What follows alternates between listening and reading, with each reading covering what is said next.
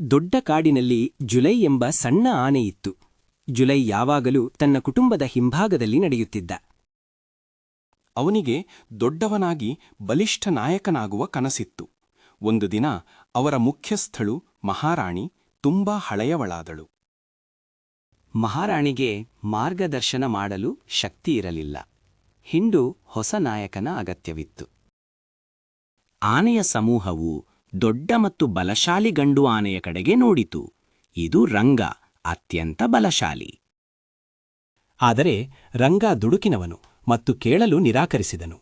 ಅವರು ನದಿಯನ್ನು ತಲುಪಬೇಕಿತ್ತು, ಆದರೆ ರಂಗ ಬೇರೆ ಮಾರ್ಗದಲ್ಲಿ ಹೋದನು. ಈ ಮಾರ್ಗವು ವೇಗವಾಗಿದೆ, ಆದರೆ ಆ ಮಾರ್ಗವು ನೀರಿನ ಬದಲಾಗಿ ಒಣಪ್ರದೇಶಕ್ಕೆ ಕಾರಣವಾಯಿತು. ಆನೆಗಳು ದಣಿದವು ಮತ್ತು ಬಾಯಾರಿದವು. ರಂಗ ತಪ್ಪನ್ನು ಒಪ್ಪಿಕೊಳ್ಳಲು ನಿರಾಕರಿಸಿದನು ಮತ್ತು ಬಾಯಾರಿದವು. ರಂಗ ತಪ್ಪನ್ನು ಒಪ್ಪಿಕೊಳ್ಳಲು ನಿರಾಕರಿಸಿದನು. ಇದೇ ಸಮಯದಲ್ಲಿ ಜುಲೈ ಚಿಕ್ಕದಾಗಿದ್ದರೂ ಅವನು ಕಾಡನ್ನು ಚೆನ್ನಾಗಿ ತಿಳಿದಿದ್ದ. ಹಿಂಭಾಗದಲ್ಲಿ ನಡೆಯುವುದರಿಂದ ಪ್ರತಿ ತಿರುವನ್ನು ನೆನಪಿಟ್ಟುಕೊಂಡಿದ್ದ. ಮಹಾರಾಣಿ, ನಮಗೆ ಇನ್ನೊಂದು ಮಾರ್ಗ ತಿಳಿದಿದೆ ಎಂದು ಅವನು ಧೈರ್ಯದಿಂದ ಹೇಳಿದನು.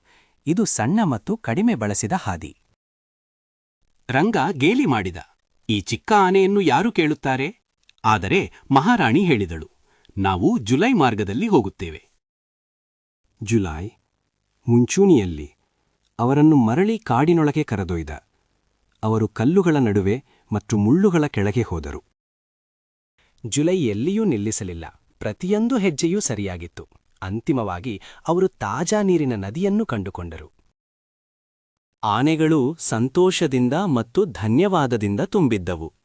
ಮಹಾರಾಣಿ ಜುಲೈ ಕಡೆಗೆ ತಿರುಗಿದಳು. ಸಂತೋಷದಿಂದ ಮತ್ತು ಧನ್ಯವಾದದಿಂದ ತುಂಬಿದ್ದವು.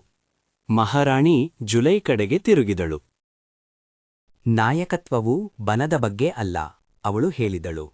ಅದು ಬುದ್ಧಿವಂತಕೆ ಮತ್ತು ಎಲ್ಲರ ಬಗ್ಗೆ ಯೋಚಿಸುವುದು. ಹಿಂಡು ಒಪ್ಪಿಕೊಂಡಿತು. ಜುಲೈ ನಮ್ಮ ನಾಯಕ ಎಂದು ಅವರು ಹೇಳಿದರು. ಮತ್ತು ಆನೆಯು ದೊಡ್ಡವನಾಗುವ ಮೊದಲು ಒಬ್ಬ ನಾಯಕನಾದ.